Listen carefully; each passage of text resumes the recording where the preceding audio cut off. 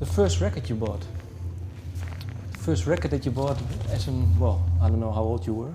6, 7, 8. Oh, okay. First record I bought. I was 9 years old, and my mom took me to the local flea market in Yonkers, New York, at Yonkers Raceway, actually.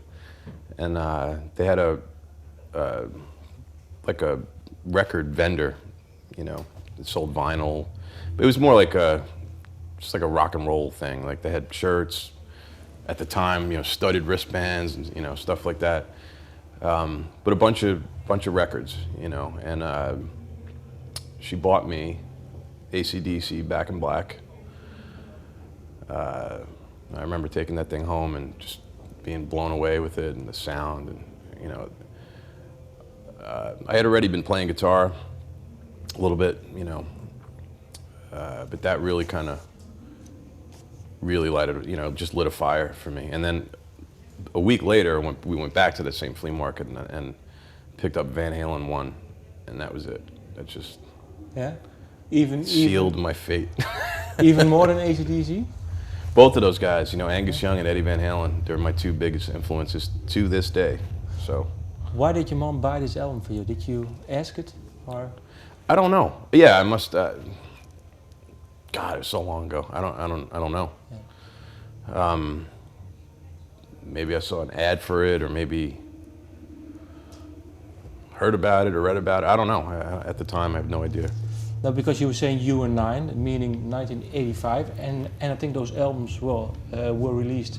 I don't know, Van Halen 1, 78 or something, and I might have been a little younger. I might have been. Yeah, because Back in Black was 81 or something. I think it was 80 actually when it came out. So you were pretty young then. Yeah, I was young. Okay. Those two guitarists, in what way do they stand out for you? How did they influence you? In every way. I mean, Angus Young, he has so much fire and feeling in his playing. It instantly made a connection with me, you know.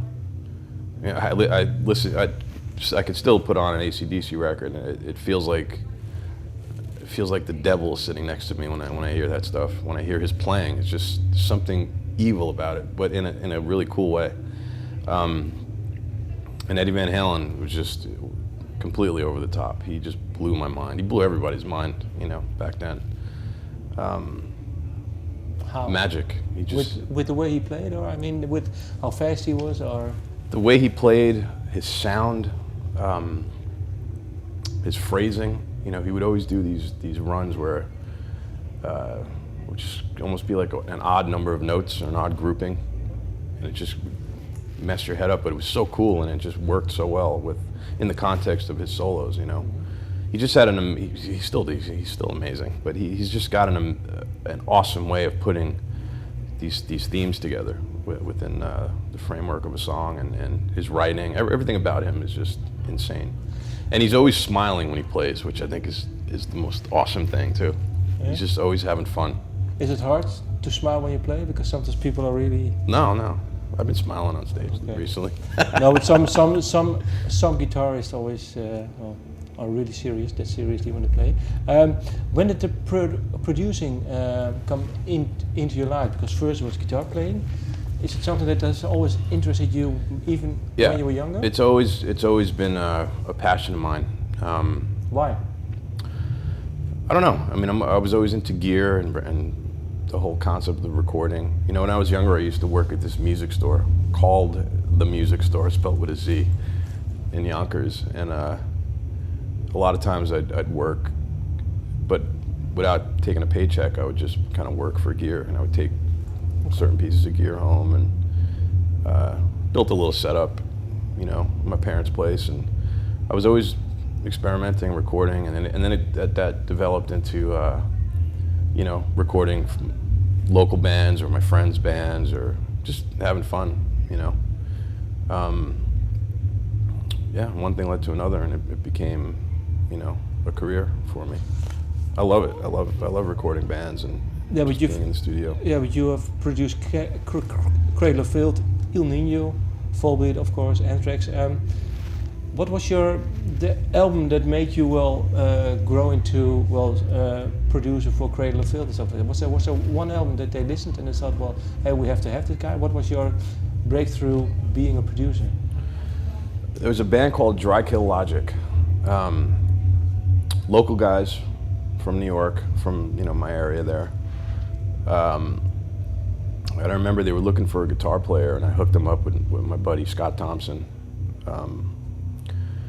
And I don't remember exactly how it went down, but we decided to, at the time,